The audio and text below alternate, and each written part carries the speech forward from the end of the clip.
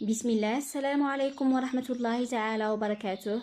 مرحبا بكل المشاهدين. كيف ما وعدتكم في الفيديو السابق، اليوم ان شاء الله غادي نشارك معكم جوج ديال الحشوات اللي غنستعمل لحشو البطبوط. لذات كيوجدوا بسرعه واسهل من اللي كتخيلوا. بقاو معايا حتى لاخر الفيديو، ودابا ندوزو المقادير وطريقه التحضير.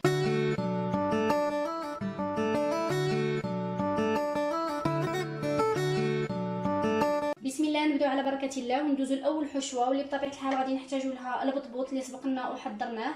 غادي تلقاو الوصفه في الرابط اسفل الفيديو. واحد الكميه من الطون، وكتبقى على حساب البطبوط اللي نتوما غادي تعمروه. عندي هنا الفرomاج طرونش اللي قطعته قطع صغيره بهذا الشكل، الكاشير اللي حكيته بهذا الشكل هذا، وعندي هنا واحد الكميه من الخيار المخلل اللي قطعته قطع صغيره بهذا الشكل هذا، يعني الكورنيشون. اما هنا فغادي نحتاج لا مايونيز. اول حاجه غادي نقوم بها هي اننا غادي نقطعوا بطبيعه الحال البطبوط بهذا الشكل هذا، يا اما بمقص او بسكين. غادي نقطعوه كامل. الطريقه ديال التقطاع ديالو فهي جد سهله بهذا الشكل هذا، يعني وغادي نستمر بهذه الطريقه حتى نقطعهم كاملين. بالنسبه للحشوه فانا غادي نوضع الكميه من الطون،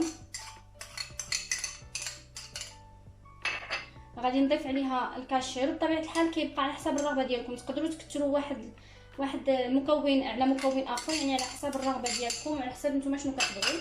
غادي نضيف الخيار المخلل او الكورنيشون، غادي نضيف عليهم الفرomاج، واخيرا واحد الكميه من المايونيز.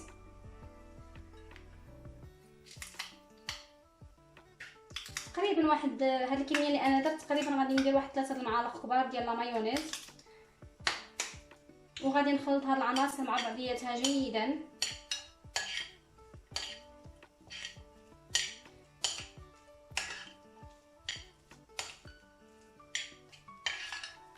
هاد الحشوه كتجي رائعه جدا، حشوه اللي هي بارده وفي نفس الوقت كتجي لذيذه بزاف وسهله التحضير كيف ما لاحظتيو. ها الحشوه ديالنا صبحات جاهزه، دابا غادي نعمرو بها البطبوط ديالنا. غادي نبدا كناخذ الحبات ديال البطبوط وغادي نبدا كنملأها بهذا الشكل هذا، يعني طريقه اللي هي جد سهله وحشوه رائعه جدا. هانتوما غادي نملأها تقريبا واحد معلقه ونص كبار، او لا على حساب، المهم على حساب البطبوط اللي نتوما درتيهوش كبير ولا صغير. غادي نملأها بهذا الشكل وغادي نوضعها جانبا في الصحن. غادي ندوز لوحده اخرى بنفس الطريقه.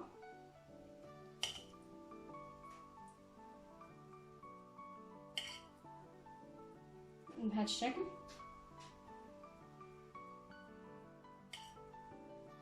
اما بالنسبه للحشوه الثانيه فاحنا غادي نحتاجوا قطع من صدر الدجاج اللي قطعتهم قطع صغيره بهذا الشكل هذا، وضعتهم في القليل من الماء اللي ضفت عليه الملح، سكينجبير، والقليل من عصير الحامض، يعني رقدتهم المده ديال نصف ساعه، والكميه كتبقى على حساب عدد الافراد. هنايا عندي اوراق من الخس، الخردل او لا موطارد، بودره الثوم، هنايا عندي لا مايونيز، العطريه ديال الشاورما، واحد الكميه من ياغورت طبيعي بدون سكر، عصير الحامض، الحليب، هنايا عندي الخل. اما بالنسبه للتوابل فنحن غادي نحتاجو بطبيعه الحال الملح، وكيبقى على حساب الذوق. هنايا البابريكا او التحميره، اما هنا فعندي الفلفل الاسود او الابزار. اول حاجه غادي نقوم بها هي انني غادي نشرمل القطع ديال صدر الدجاج. انا تقريبا هنايا عندي 230 غرام، كيف ما سبق لي قلت لكم الكميه كتبقى على حساب عدد الافراد. غادي نوضعها هكا في واحد الاناء، غادي نضيف عليها عصير الحامض. هنايا عندي ملعقتين كبيرتين من عصير الحامض. غادي ناخذ ملعقه صغيره اللي ما غاديش نعمرها بزاف ديال العطريه ديال الشاورما بهذا الشكل هذا، يعني معلقه صغيره ما تكونش عامره مزيان. بودره الثوم تقريبا ملعقه كبيره، كتعطيها واحد النسمه اللي هي هائله جدا. هنا غادي نضيف الكميه ديال الياغورت الطبيعي، تقريبا عندي 3 المعالق كبار اللي ما عمرتهمش مزيان، يعني علبه من فئه 100 غرام ما تكونش كامله، يعني تقريبا علبه قل ربع. غادي نضيف ملعقه صغيره من الخردل او لا موطارد بهذا الشكل هذا. وفي هذه الاثناء غادي نضيف الملح، وكيف ما سبق لي وقلت لكم كيبقى على حساب الذوق ديال كل واحد فيكم. ديروا بالكم من قطع صدر الدجاج على حساب الملحه ديالهم، وحتى بالنسبه للخردل كما كتعرفوا فراه مالح، القليل من الابزار، وهنا عندي القليل من البابريكا او التحميره، غنضيف واحد شويه تقريبا واحد المعلقه اللي ما عمراش مزيان. دائما الملعقه الصغيره. غادي نخلط هاد العناصر مع بعضياتها جيدا.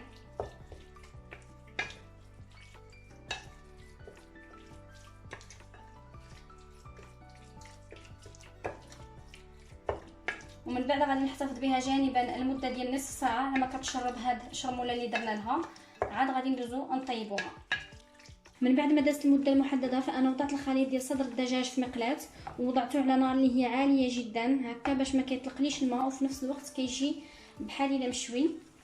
غادي نبقى كنحرك هكا بانتظام ودائما على عافيه اللي هي عاليه يعني مرتفعه. وفي هذه الاثناء غادي ندوزو نوجدوا الصلصه ديالنا اللي غادي نحتاجو فيها القليل من المايونيز. دائما كنقول لكم الكميه على حساب عدد الافراد.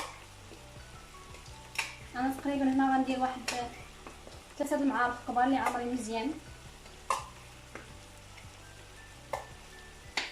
الخليط ديالنا راه دائما فوق النار ومره مره كنرجع نحركو. غادي نضيف معلقه صغيره ونص ديال الخل، الحليب ما تكثروش من الحليب لانه بغينا لاصوص تجينا خاطره. غادي نضيف الملح وكيبقى على حسب الذوق، راكم عارفين المايونيز ديجا مالحه. وغادي نبدا كنخلط هاد العناصر مع بعضها جيدا. غادي نرجع نحرك الخليط ديالي دائما على نار اللي هي مرتفعه. بالنسبه للصلصه فاحنا غادي نستمروا في الخلط ديالها حتى كنحصلوا على واحد الخليط اللي هو خاتر. غنزيد شويه ديال الحليب يعني كيبقى عندكم ميزانكم على حساب الكميه اللي نتوما غادي تحضروها. نزيد شويه مازال.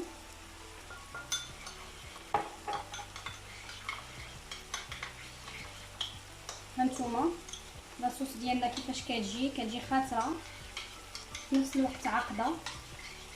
وغادي نحتفظوا بها جانبا. كنرجع للخليط ديالي وكنبقى كنحرك هكا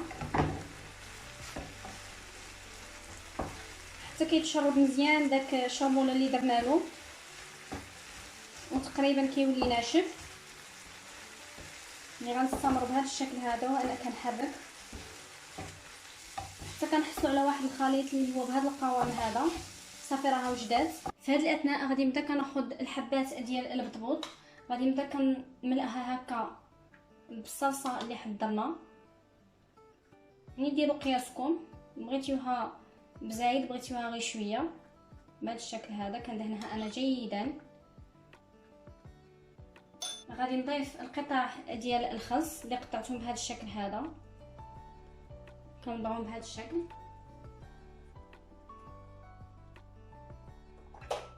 في هذه الاثناء غادي نبدا كنعمر قطع صدر الدجاج بهذا الشكل هذا. كتجي حشوه اللي هي لذيذه بزاف، في نفس الوقت كيف ما شفتوا معايا سهله جدا، ما خداتش معنا وقت كتير. بهذا الشكل هذا انا صراحه كنبغيهم يجوا عامرين مزيان بهذا الشكل. هانتوما كتجيو على هذا الشكل هذا. غادي نوضعها في الصحن جانبا وبنفس الطريقه غادي نملأ وحدين اخرين. هانتوما غادي ندير الصلصه، تقدروا ديروا حتى الصلصه من الجهتين بجوج بهذا الشكل على حساب الرغبه ديالكم.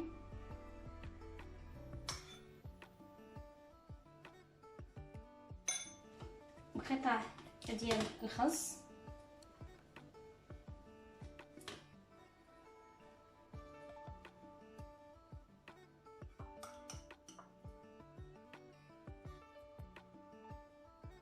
بالنسبه للناس اللي كتعجبهم الشاورما فراه هاد الوصفه ديالكم كيجي فيها مذاق هائل جدا. هانتوما كنملؤهم بهذا الشكل.